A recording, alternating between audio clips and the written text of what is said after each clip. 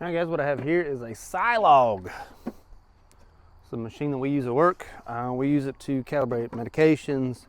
Basically, you run medications through this pump here, and it calibrates them for you and dispenses them correctly. Problem is, we have a broken one at work. This one is not broken. This one is just really old, but it looks identical to the ones we have at work, except for there's no USB port on this one. So I asked my director if I could take this home so that I could get a better idea of what I was dealing with, take it apart, and see what it is. So in full disclosure, I am not biomed. I'm not biomed certified. I'm not certified to work on these. Full disclosure, I'm not. But I want to take it apart and look and see if I can see what may or may not break on these to give biomed a better idea of what's wrong with them, because we've sent several back and they've came back with the same exact problem. Maybe it's lost in translation between me or biomed. Maybe they don't know what they're looking at. I don't know what I'm telling them, whatever it may be. So I'm going to take this old one apart that looks identical to the new ones and see what's going on. So I'm kind of making this video for me so I can see what I'm doing, and also for anyone else who wants to know what the inside of a Scilog looks like. Let's go ahead and get started. All right, so on either side we have 2 Phillips head screws, so 4 total. And of course, using my impact. I will not be doing any sort of time lapse on this so that I myself can go back and follow along if I need to. So let's get this all the way apart.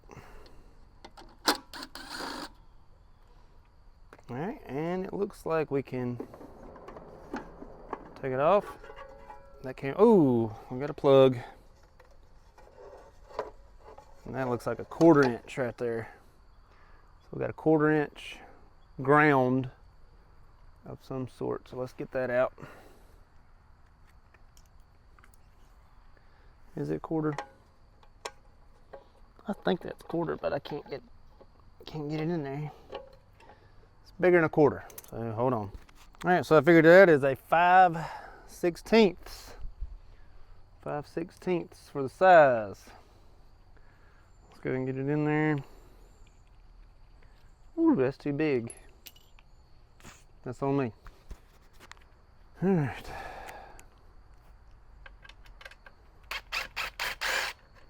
Okay, there's that. Doesn't want to come out. There it is. 5/16 is out. The ground wire is now off. Now let's take a look at everything we're working with here. As far as control panel goes, it looks as everything is hooked up. Don't think the problem would be in the control panel itself. We do have a battery in here, a CMOS battery. Everything looks to be good and hooked up. Let's actually check the actual pump part of it itself. That's these 2 screws here. All right, 2 screws, 2 Phillips heads. Those are pretty long. I guess they have to be to get that on there. Let's give it a pull. Okay, so that only held that on there. I don't want to, oh, hey, there we go. Looks like that is an odd looking pump. Let's go ahead and get a closer look at that. So after a gentle tug of this guy where our hoses connect, we have this guy in here, which I could see having a failure of some sort. Now let's, ooh. Well, that was totally by accident. Looks like there's a universal joint in there that may or may not fail. I wonder if I can get to that universal joint itself. Turning the calibration knob. No. Now, if you look, I'm not sure if everybody else is noticing, everything's sort of downward. I'm almost certain that's done by design. I don't think anybody dropped it. Nothing else wants to turn except for the calibration knob. Let me undo this screw here. Probably gonna need some pliers for that. Let me grab some pliers. All right, so let's twist this guy off. There we go. This is the calibration knob. It appears to be showing more and more red the more that I twist it. So let's see if maybe that's loosey, lefty loosey, righty tighty, because it's showing a lot more red. A lot there. Yep. Okay. All right. Calibration knob off. Looks like we have a snap ring that sort of holds this on at a downward angle. Let's show that real quick. Okay, so here's our snap ring. I have a washer. I'm gonna remove it. Just put it there. There's our snap ring. I'm not exactly sure, but this might actually be broken. I thought it didn't run because it was didn't have a USB port, but it might have actually gotten retired because unless that's how it's calibrated, as that snap ring gets pushed. I bet that is by design. So let's go ahead and get this snap ring off of here. Again, this is why I'm not biomed, but I am, trying to learn. All right, so let's get the snap ring out and see what we got. All right, so we got a big flat head screwdriver because of the way this snap ring looks. Looks like a staple almost. So let's go ahead and get it in there. It has a tough staple. I hope it's picking up. Who knows how old this thing is. There we go. Okay. See if you can come out now. Oops.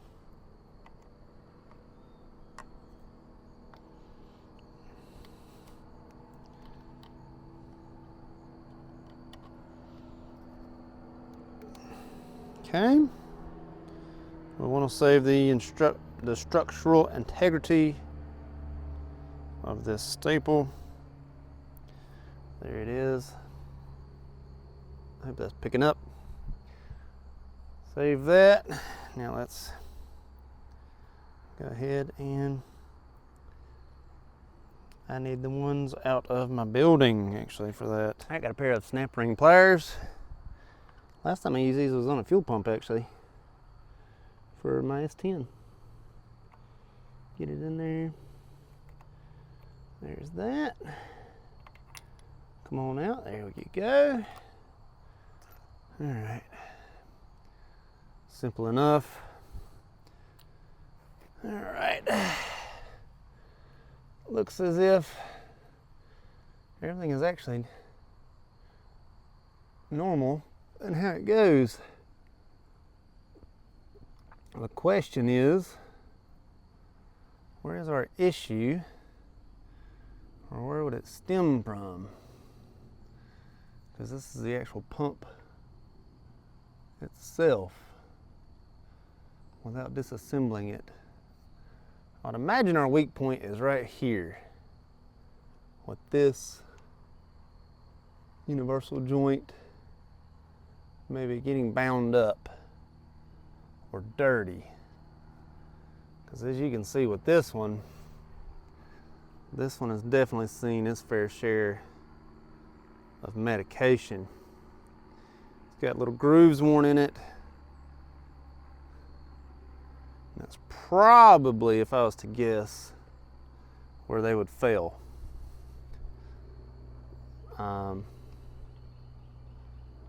Because nothing else in here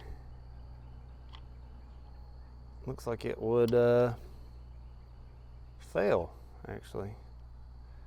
Maybe this little gasket here, but everything else looks right. Let's take a look at it closer and then we'll do a final verdict. All right, so this is the disassembled Scilog. Of course, it's not completely fully disassembled. You may be saying, Chris, why is it not? The fail point doesn't appear to be electronic. I don't see anything burn up, nothing looks out of place, everything looks normal.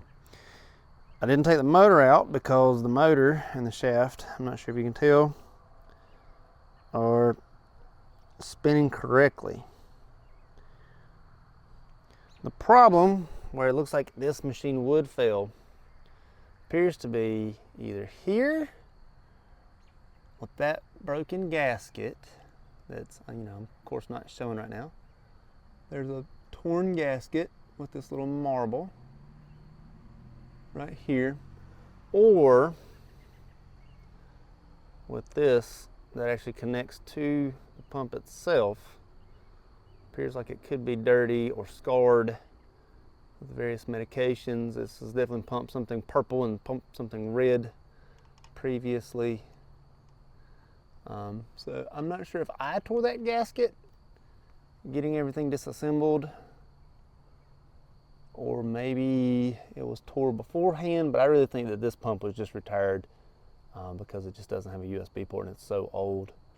But that one or the other of these appears to be where these pumps fail, or at least this pump would fail.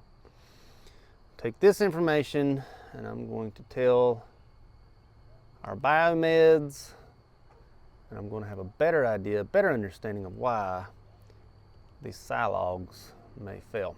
Hope it helps. Thank you much. All right, so as I was getting the Scilog back assembled again, there's a piece right here. It goes like this. It is very corroded inside of there. And I'm not sure if you can tell. Built up with something. The gasket is not quite fitting right.